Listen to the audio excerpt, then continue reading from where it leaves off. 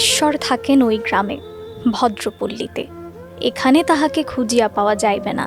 মানিক বন্দ্যোপাধ্যায়ের কালজয়ী উপন্যাস পদ্মা নদীর মাঝির জেলেদের মতোই যেন রাজধানীর ফুটপাতে বাস করা মানুষের জীবন।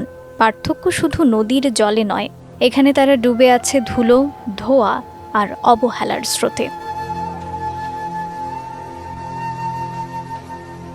অসুস্থ শরীরের চারপাশে মাছির ভনভন শব্দ যেন প্রতিদিন মনে করিয়ে দেয় এ পরিবেশ সুস্থ মানুষের জন্য নয়। নোংরা আবর্জনা, জমে থাকা নর্দমার পানি আর জীবাণুর সঙ্গে সহাবস্থান করতে করতে চর্মরোগ ও অ্যালার্জি যেন তাদের শরীরের স্থায়ী অলংকার। শ্বাসকষ্টে হাঁপিয়ে ওঠা বুক, হাত পায়ের অসহনীয় ব্যথা, দীর্ঘদিন কাশি, সব মিলিয়ে তাদের জীবন কেবল টিকে থাকার সংগ্রাম। ক্যালেন্ডারের পাতা বদলায়, ঋতু বদলায়, কিন্তু বদলায় না 12 মাসের সেই চিরচেনা অসুস্থতা। একদিকে পুষ্টিহীনতার হাহাকার, অন্যদিকে বায়ু ও পরিবেশ দূষণের নিরবিচ্ছিন্ন আক্রমণ। ইট পাথরের অরণ্যে তারা যেন এক নীরব ঘাতকের কবলে বন্দী। কর্মীতলা যাই আর বিভিন্ন ডাক্তারখানায় যাই ওষুধ কিনা খাই। ফ্রিতে আমরা তো চান্স পাই না বেশি, বললাম টাকা দিয়ে কিনাই খাইতে হয়। যে কোনো দোকানতে ডাক্তারের দোকান পাইলেই কিনা খাই। থাকি স্টেশনে। এই যে আমি ব্যথা পাইছি, আমার পাওটা ভালো হয় না। এই ব্যথার কারণে আমি পাও লড়াইতে পারি না। অনেক ওষুধ খাইছি, বাঙ্গারি ঢুকায় বেচা 1-1.5 হাজার ওষুধ খাইছি এর উপরে, তারপরেও এই রোগটা ভালো হইতেছে না। মানে দেন পাউডার থেকে একবার দেন, মানে এটা ফুড়া হয়েছে, লিক হয়ে গেছে পাউডা, কিন্তু ভালো হইতেছে না পাউডা। এটা তো ফাঁক হয়ে গেছিল বড়, মানে গাও ধরে গেছিল গা পুরা।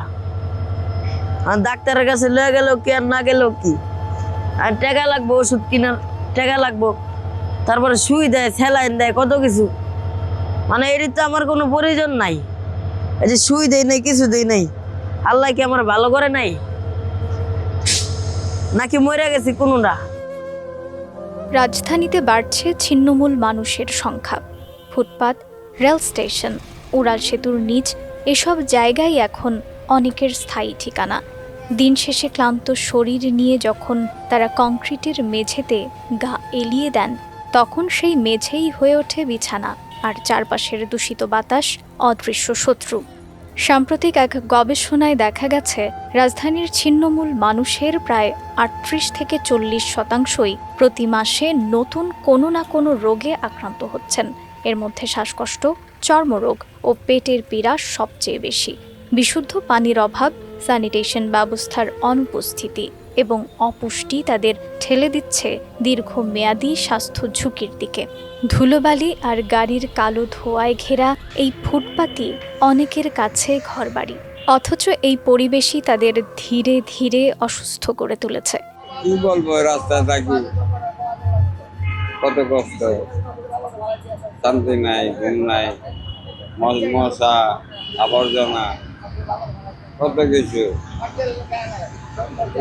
শান্তি লাগে। আর কত করবো কষ্ট, সেই শুধু চাকরি কষ্ট এই গুরু হয়ে গেলাম।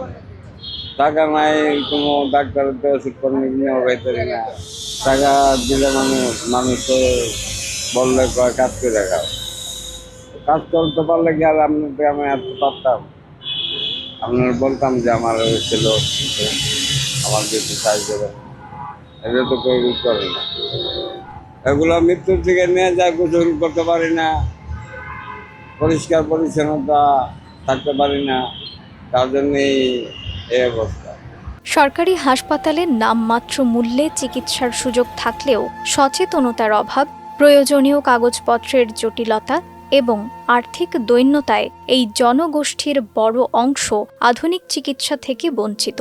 তারা বেশিরভাগ সময় ঔষধের দোকানের পরামর্শেই নির্ভর করেন, যা অনেক ক্ষেত্রে সাময়িক উপশম দিলেও রোগকে স্থায়ীভাবে সরাতে পারে না। অসুস্থ হইলে যেমন ঠ্যাঙ্গে ব্যথা করে, চোখ জ্বলে,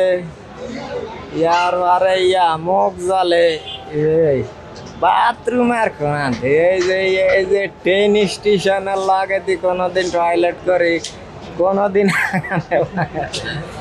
আঙ্গুয়া টয়লেট কই আমরা তাই এই তো রাস্তাঘাট আঙ্গুয়া টয়লেট আইও করতে সরকার কি দিবে আমরা হইছি রাস্তার মানে আঙ্গুয়ার সরকারে কি দিবে যারা এমপি মন্ত্রী এগুনের সরকার দেয় আমরা হইলাম রাস্তার মানে আঙ্গুয়ার সরকারে কি দিবে।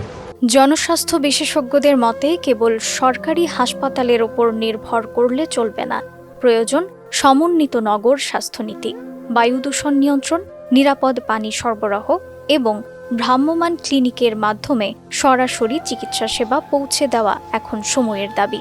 অন্যথায় রাজধানীর একটি বড় জনগোষ্ঠী যদি দীর্ঘমেয়াদী অসুস্থতায় ভোগে তার প্রভাব পড়বে সামগ্রিক জনস্বাস্থ্যে। ময়লা আবর্জনা ঢুকে থাকি, অনেক সময় দেখা গেল চুলকানি, অ্যালার্জি, আরো বিভিন্ন প্রকার মানে রোগ হয়।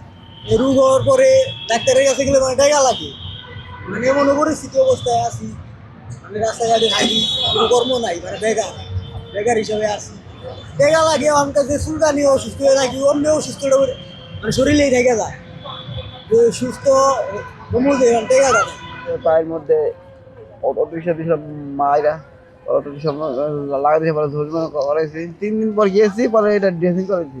ফ্রিতে গেছিলাম, এই আপনার কুমিটোলা একবার পায়ে দিয়েছিল, কুত্তা কামড়ে দিয়েছে।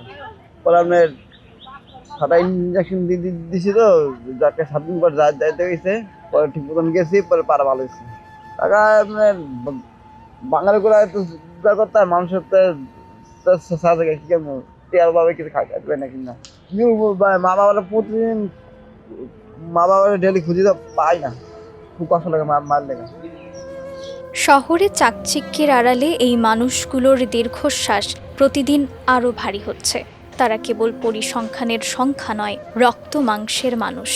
তাদের মৌলিক অধিকার নিশ্চিত করা না গেলে উন্নত ঢাকা গড়ার স্বপ্ন কেবল কাগজে কলমেই সীমাবদ্ধ থাকবে। প্রশাসনের সদিচ্ছা, কার্যকর নীতি এবং সমাজের বিত্তবানদের এগিয়ে আসাই পারে এই অন্ধকার জীবনে কিছুটা হলেও স্বস্তির আলো ছড়াতে।